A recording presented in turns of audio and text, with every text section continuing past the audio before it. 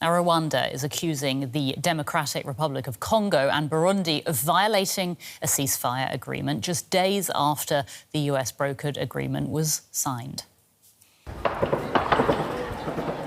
Now, that's after Rwandan-backed M23 rebels entered the city of Uvira in the eastern DRC on the border with Burundi.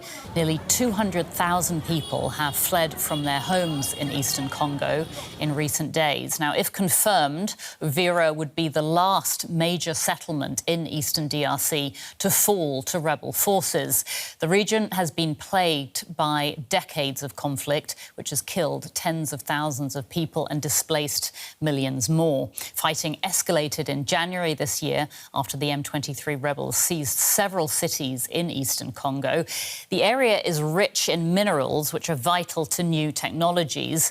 Rwanda says a militia based in Congo poses a threat to its security.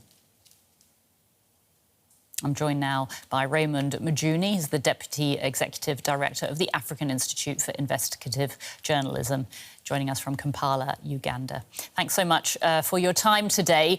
We've just seen this ceasefire agreement being signed. So why have M23 rebels moved to take the city of Uriva now? Thank you for having me. There are three separate peace processes happening in the DRC, the Eastern DRC. The first is the East African community with the South African community.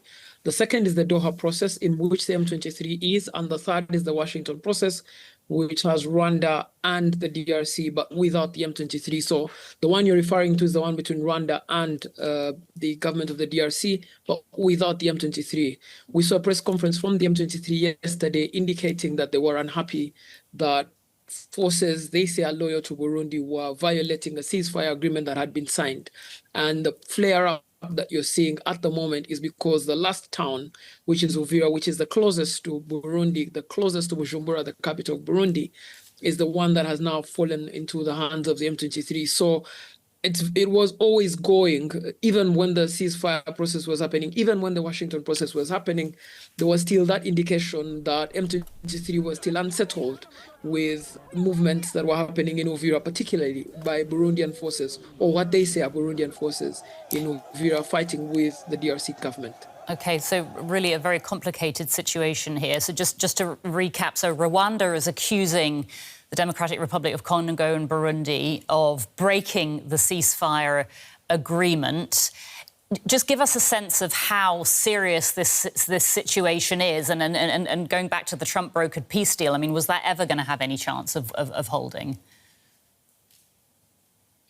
The Trump brokered peace deal was a very important event in the DRC conflict, in the sense that it had the states that were party to the conflict. All of them were represented. That was Rwanda, the DRC, Burundi, and Uganda were in Washington to sign that peace deal, some as witnesses, others as parties to the conflict. The ceasefire component of that peace agreement was a very vital ceasefire agreement with the hope that it would stop fighting between the M23 and the DRC government. But there were concerns, of course, being raised by Rwanda inside that ceasefire agreement, which were that the DRC government and the DRC army fights with an entity called the FDLR, which Rwanda accuses of committing genocide on its soil in 1994. Now, the ceasefire agreement in itself, most of it was actually still being brokered in the Doha peace process, and parts of it have not yet actually been agreed to in the Doha peace process. So it was very likely, even as the parties were talking in the United States in Washington, we were seeing a lot of military movements on the ground. There were reports of bombings that were happening in areas that were being controlled by M23. The M23 said that the people who were conducting that bombing were Burundian forces, and they say that they've now entered into a defensive posture. They've taken Uvira with the idea of stopping the bombing that was happening on civilians within areas and territory held by the M23.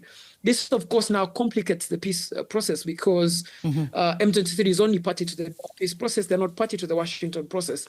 So Rwanda, which is party to the Washington process, has been speaking almost on behalf of the M23 by saying that the ceasefire agreement was violated. OK, just to bring in, we're a little bit short on time, but I did just want to mention the fact that this area is so rich in minerals, which are vital to new technologies. Just briefly give us a sense of how that is affecting or complicating this whole conflict. One of the things that was very key in the Washington process was that the U.S. was heavily interested in the critical minerals of the DRC. The U.S. is looking for supply chains that bolster its critical mineral supply to help it in its pursued superpower for rivalry with China, for example. And the DRC has many of these minerals, whether it's tan, it's tin, it's coltan.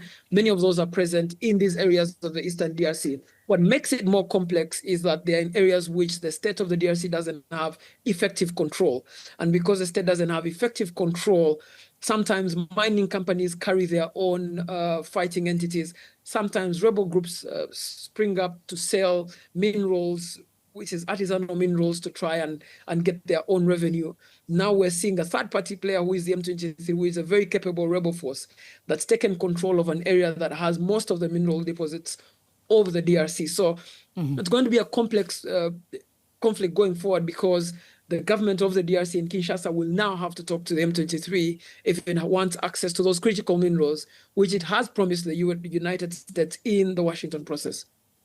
We'll have to leave it there, but thanks so much for breaking that down for us, Raymond Mujuni from the African Institute for Investigative Journalism. Many thanks. Thank you so much for having me.